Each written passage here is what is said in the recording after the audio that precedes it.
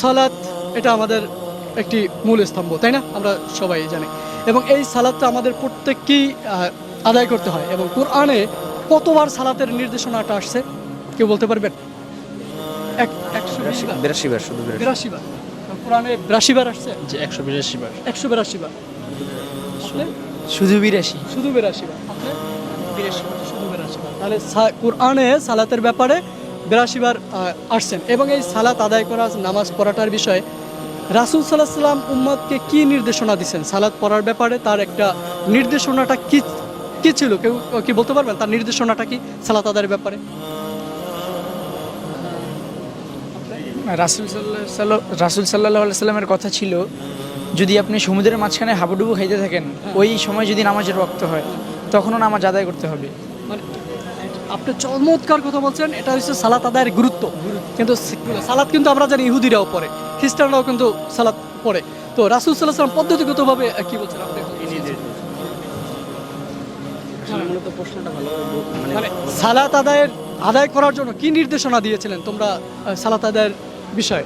তো এটা এটা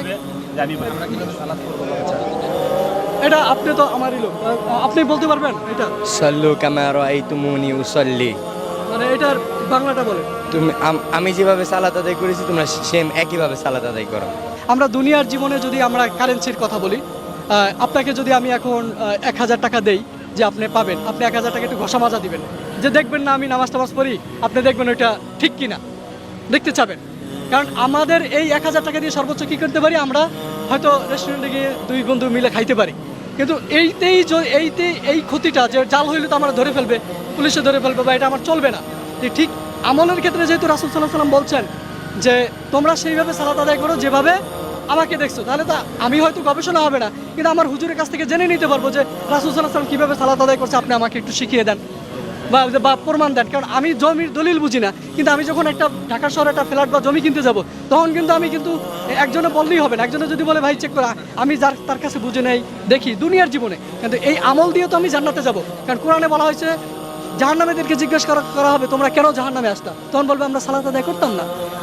তাদের জন্য দুর্ভোগ যারা সালাদের ব্যাপারে উদাসীন, সালাতের খবরে বেখবর। আমি নামাজ পড়ে যাচ্ছি, আমি উদাসীন, এটা সূরা মাউনে আছে। তাদের জন্য দুর্ভোগ যারা তাদের সালাতের ব্যাপারে উদাসীনতার একটা হলো আমি সালাত কীভাবে, রাসূল সাল্লাল্লাহু আলাইহি ওয়াসাল্লাম বলছেন তোমরা আমাকে সেইভাবে সালাত আদায় করো যেভাবে আমাকে দেখছো। তাহলে আমাদের তো ওই চেষ্টাটা থাকা দরকার। এটা হচ্ছে আমার দৃষ্টিভঙ্গি। এবং কারণ আমরা তাহলে যদি আমি চেষ্টাই না করি, সমাজে যেমন চলছে তেমন চলতেছি, এইটা যদি হয়ে থাকে তাহলে তো আমরা এক প্রকার উদাসীনতা দেখাচ্ছি। এর জন্য আমাদের কাছে, হ্যাঁ, এর জন্য আপনার কাছে কি মনে হয় যে আমাদেরকে আসলে কি এই ব্যাপারটা স্টাডি করা দরকার কিনা? না, এই বিষয়ে অবশ্যই আমাদের স্টাডি করা দরকার। তবে এখানে একটা বিষয় আছে, ধরেন আমি লাফ দিয়ে এখান থেকে ধরতে পারি 10 ফুট উঁচু পর্যন্ত। এখন আরেকজন আছে আমার চাইতে আরও 2 ফুট লম্বা, উনি আরও 2 ফুট বেশি ধরতে পারে। এখন উনি যেই জিনিসটা ধরতে পারবে আমি কি সেটা ধরতে পারবো? অবশ্যই না। তো এখন আলেমদের ক্ষেত্রে আমরা যদি মানে অনেক সময় অনেক কিছু আছে যে আমি যদি নিজে স্টাডি করি এই জিনিসটা, আপনি তো আলহামদুলিল্লাহ মানে আলেম, বা আপনি একটা পড়তেছেন এবং আপনি মুফতি শেষ হয়েছেন।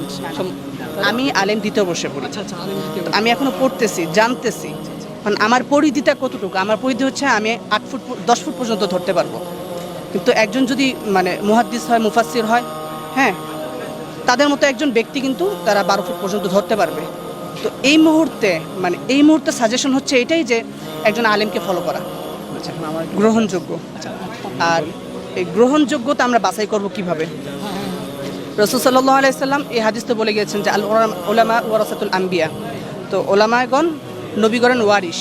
তো এই ওয়ারিশ সূত্র কীভাবে পাইছে রাসূল সাল্লাল্লাহু আলাইহি সাল্লাম, তারপরে সাহাবায়ে কেরাম, তাবিঈন, তাবিঈন, এইভাবে চলতে চলতে বর্তমান আলেম ওলামা। ধরেন আমি একটা উপমা দিতে গিয়ে আমি একটা দরবারের মুরিদ, সেটা হচ্ছে সারসিনা দরবার শরীফ। তো এইখানে সারসিনা দরবার শরীফ আমরা প্রত্যেকটা কাজ করি বা কিভাবে করি, এই কাজটা কিভাবে পাইছি, এটা একটা সিলসিলা আছে। এখন থেকে গিয়ে একবার হযরত আলী রাদিয়াল্লাহু তাআলা আনহু পর্যন্ত গিয়েছে। আপনার ব্যাখ্যাটা আমি বুঝতে পারছি, কিন্তু এখন দেখেন যে আপনার উপর সালাত ফরজ হয়েছে কত বছর? মানে আমার উপর প্রায় ধরলাম 10-12 বছর আপনার উপর সালাত ফরজ হয়েছে। ঈমানের পর প্রথম কাজটাই হয়েছে সালাত। তাহলে এই 10 বছর হয়ে গেল, আপনি কি এখন পর্যন্ত আপনার জমিটার দলিলটা দেখলেন না? কারণ এই সালাত দিয়ে তো জান্নাতে যেতে হবে। আমি বললাম দুর্ভোগ সেই সকল নামাজ আদায় যারা তাদের ব্যাপারে বেখবর। এবং অধিকাংশ সালাত আদায়কে আমরা সালাত আদায় এই যে বিষয়টা, তাহলে 10 বছর ধরে আমি একটা জমি খাচ্ছি, সেই সেজদা দিত, এইগুলো তো আমাদের ইমানের পরে প্রথম ধাপ। সেক্ষেত্রে আমাদের হাদিসের সাথে একটু মানে মিলানো প্রয়োজন কিনা, আমি সেটাই জানতে চাচ্ছি, আর কিছু না। অবশ্যই হাদিসের সাথে মিলানোর প্রয়োজন, কিন্তু প্রথমে মিলাবে না, প্রথমে শিখবে তার ওস্তাদের থেকে। হ্যাঁ বলেন। মানে এখন আন্টি বা আঙ্কেল যদি আপনাকে বাজারে পাঠায়, আপনার যতটুকু আল্লাহ তাআলা জ্ঞান দান করছে, ধরেন একটা লাউ কিনবেন বা মাছ কিনতে গেলে আমরা লাউটা টিপে টিপে দেখি, অনেকবার দেখি, মাছগুলো টিপে টিপে দেখি সেটা ঠিক আছে না দুনিয়ার, হয়তো বা লাউ আর মাছ কিনে আমার একদিনের ক্ষতি হবে, কিন্তু সালাতে যদি আমাদের উল্টা বললে আখিরাত ক্ষতি হয়ে যাবে। তো সেটা আমাদের আলেমদের থেকে বললো, আমি অন্ধভাবে না বিশ্বাস করি, একটু যাচাই বাছাই করে এখন তো তার কাছ সহজে থেকে গিয়ে- জেনে আপনার নিলাম। কথা ঠিক আছে, আপনার কথা ঠিক আছে, আপনি যেটা বলছেন টিপে টিপে দেখা, কিন্তু সালাদ টিপে টিপে দেখা যায় না। না না না, আপনার ইয়েটা বলুন। কারণ কেন শোনেন, রাসূল সাল্লাল্লাহু আলাইহি সাল্লামের সামনে এক সাহাবী সালাত আদায় করলেন, গিয়ে সালাম দিলেন। রাসূল সাল্লাল্লাহু আলাইহি সাল্লাম বললেন তুমি সালাত পড়ো নাই, যাও সালাত পড়ো। তিনি আবার সালাত পড়লেন, তিনি আবার এসে রাসূল সাল্লাল্লাহু আলাইহি সাল্লামকে সালাম দিয়েছেন। রাসূল সাল্লাল্লাহু আলাইহি সাল্লাম বললেন না তুমি সালাত পড়ো নাই, যাও আবার পড়ো। এবার 3 বার ঘটার পর সেই সাহাবী বলছেন আল্লাহ রাসূল আমাকে শিখিয়ে দেন। রাসূল সাল্লাল্লাহু আলাইহি সাল্লাম কিন্তু বলেন নাই যে তোমার সালাতটা ভুল হচ্ছে, তিনি বলছেন তুমি সালাতই পড়ো নাই। তার মানে কত গুরুত্বপূর্ণ, সে তো সালাত পড়ছে, সে তার জানা জ্ঞান অনুযায়ী এবং তার জানা অনুযায়ী একজন সাহাবী, কিন্তু রাসূল সাল্লাল্লাহু আলাইহি সাল্লাম তার সালাতকে নাকচ করে দিলেন।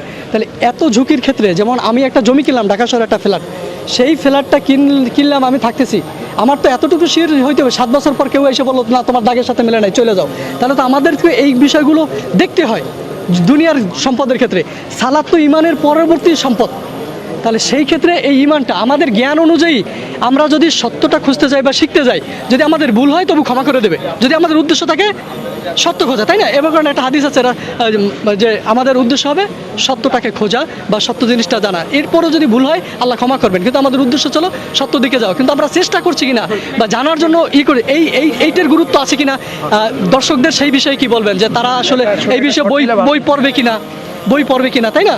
যে এই ক্ষেত্রে তাদের সালাতের বই পড়া উচিত কিনা, এবং ওই রেফারেন্সগুলো এখন বুখারী, মুসলিম, তিরমিজি সমস্ত হাদিস গ্রন্থ অনুবাদ হয়ে গেছে, বড় বড় আলেমরা লিখছেন, তার সাথে মিলিয়ে দেখাটা যায় কিনা, এটা আমাদের মিলিয়ে দেখার গুরুত্ব আছে কিনা, বা মানুষ তো শুনলে মুসলমান এটা বলি না, সেক্ষেত্রে আমাদের আমলগুলো কোরআন হাদিসের সাথে মিলিয়ে বা উৎসের সাথে মিলিয়ে দেখার, যেমন দলিলের রেফারেন্স দিলাম, এইটার গুরুত্বটা জানতে চাচ্ছি, ভিন্নতা তো আমি জানতে চাচ্ছি না। না অবশ্যই আছে, গুরুত্ব তো অবশ্যই থাকবে না কেন। আলহামদুলিল্লাহ, আমরা আলোচনা করে এই জিনিসটা বুঝলাম যে আসলে আমাদেরকে জ্ঞান অন্বেষণ করতে হবে, আমাদের শুধু মানে জ্ঞান বিমুখভাবে থাকা যাবে না, তাই তো ভাই? আমাদের প্রত্যেকটা বিষয়ে প্রত্যেকটা আমলের ক্ষেত্রে আমাদের জ্ঞান নিতে হবে। আমরা কিন্তু সেই বিষয়টা বুঝলাম যে